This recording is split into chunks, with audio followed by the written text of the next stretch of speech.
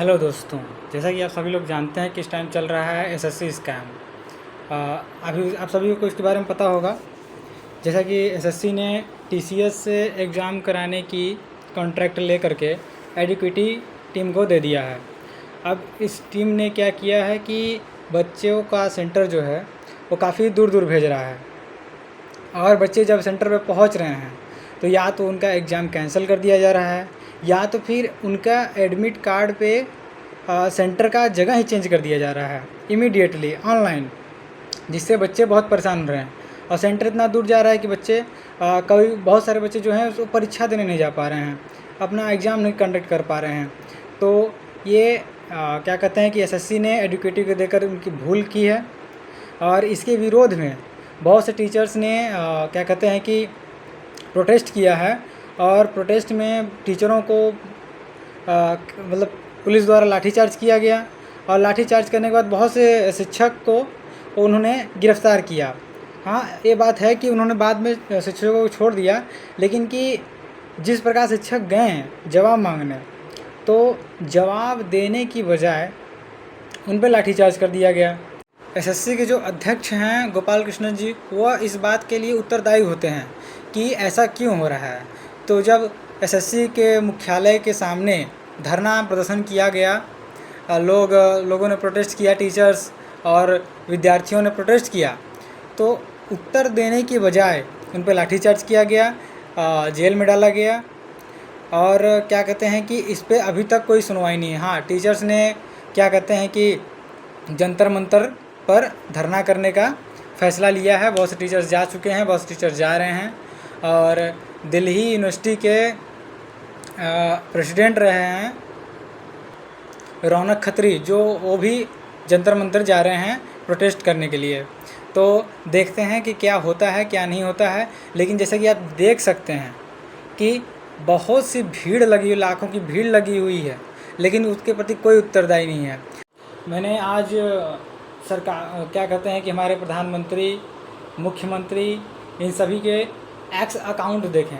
इन अकाउंटों पर हर 5 घंटे 10 घंटे में कोई ना कोई ट्वीट आ रहा है, और ये ट्वीट जो भी है ये केवल अपने पार्टी को लेकर के है, पार्टी में रह रहे कार्यकर्ताओं को लेकर के है, और न जाने किस किस विषय में है, जो कि देश के हित में बिल्कुल भी नहीं है।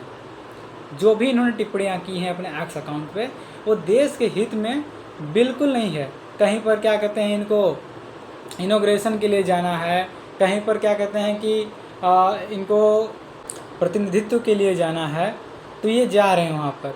लेकिन जो इनका मेन काम है, जो इनका मुख्य काम है, जिनके लिए चुने गए हैं, जनता की भलाई और जनता के लिए उत्तरदायी होना, इन्होंने अभी तक कोई उत्तर नहीं दिया है, ना जन समर्थन किया है कि हाँ ऐसा क्यों हो रहा है, ना एसएससी के खिलाफ़ कोई एक्शन उठाया अभी तक, बल्कि एसएससी के द्वारा ही पुलिसों द्वारा लाठीचार्ज कराया जा रहा है, जिस पर सरकार मौन है, कुछ नहीं बोल रही है सरकार। तो इसका मतलब साफ साफ समझा जाए कि एसएससी और सरकार मिली हुई है।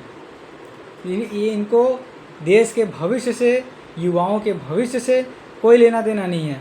इनको मतलब है केवल अपनी जेबें भरने से, अपनी जेबें भरने से, अपने मतलब से, क्या कहते हैं कि सामूहिक दंगे करवाने से, धर्म में भेदभाव करवाने से, और देश के अंदर हो रही धार्मिक गतिविधियों पर टिप्पणियां करने से इनको फुर्सत ही नहीं मिलता है कि ये देश के भविष्य के बारे में सोच सकें। अभी कांवड़ यात्रा चल रही है, कांवड़ियों के लिए इतनी सुविधाएं दी जा रही हैं, लेकिन जो देश के भविष्य हैं, देश के भविष्य, उनके लिए क्या सुविधाएं हैं? बहुत से टीचर्स धरना में, प्रदर्शन में क्या बीमार पड़ रहे हैं, बच्चे बीमार पड़ रहे हैं, उन पर कोई ये नहीं देखा जा रहा है कि उनकी हालत क्या है। सीधे लाठीचार्ज की जा रही है, और न सरकार इस पर बोल रही है, न टीसीएस बोल रही है। टीसीएस क्या बोलेगी? टीसीएस को तो निकाल दिया गया है। टीसीएस जो है वो टाटा जी की रतन टाटा की कंपनी है, जो एक भरोसेमंद और विश्वसनीय कई सालों से एसएससी का एग्ज़ाम करवाती आ रही है, और ये एग्ज़ाम बहुत सही होते जा रहे हैं। एडुकेटी द्वारा एग्ज़ाम कराया जा रहा है, पेपर लीक हो जा रहा है, एडुकेटी द्वारा पेपर कराया गया था तो, लेकिन फिर से एडुकेटी को दे दिया गया है पेपर एग्ज़ाम कराने के लिए। अब देखने को मिल रहा है कोई बच्चा राजस्थान है, कोलकाता है, इन सब को भेज दे रहा है अंडमान निकोबार द्वीप। केरल भेज दे रहा है बच्चे, मतलब देश के इस छोर से उस छोर तक बच्चे को भेज दे रहा है, बेटा तुम्हारा ज़मीन बिक जाए, घर बिक जाए, तुम एग्ज़ाम सेंटर पहुँचो एग्ज़ाम देने के लिए, और हम वो एग्ज़ाम भी कैंसिल करवा दें। ऐसा इन लोगों का सोच बन गया है जैसे।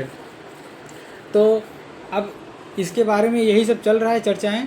अब देखते हैं कि आगे सरकार क्या कदम उठाती है, एसएससी क्या कदम उठाती है, ये टीसीएस को पुनः वापस लाती है कि नहीं लाती है, या एडुकेटिव के ही सुधार करती है।